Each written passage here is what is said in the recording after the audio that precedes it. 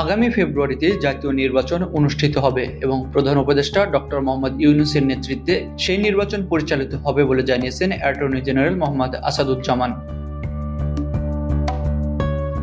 তিনি বলেন, নির্বাচনকে সামনে রেখে যত বাধাই আসুক তা প্রতিহত করে জনগণ ভোটের মাঠে যাবে, এটাই আমাদের সামাজিক চুক্তি। বুধবার দুপুরে ঝিনাইদহ ডায়াবেটিক সমিতি আয়োজিত এক মতবিনিময় সভায় প্রধান অতিথির বক্তব্যে তিনি এসব কথা বলেন। সমস্ত বাধার প্রাচীর উত্তরে বাংলাদেশের মানুষ আগামী ফেব্রুয়ারিতে নির্বাচনের মাঠে ভোট দিতে যাবে, এটাই বাংলাদেশের মানুষের সামাজিক চুক্তি।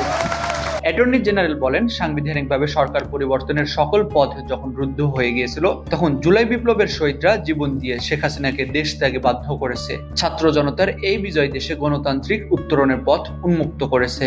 সাংবিধানিকভাবে সরকার পরিবর্তনের সমস্ত পথ যখন রুদ্ধ হয়ে গিয়েছিল, তখন জুলাই বিপ্লবের শহীদরা তাদের জীবন দিয়ে সেই হাসিনা সরকারকে পালিয়ে যেতে বাধ্য করেছে। তিনি আরো বলেন, এই পরিবর্তিত বাস্তবতায় বর্তমান সরকারের বৈধতার ভিত্তি। জনগণই এখন নির্ধারণ করেছে আগামীতে নির্বাচন কিভাবে হবে।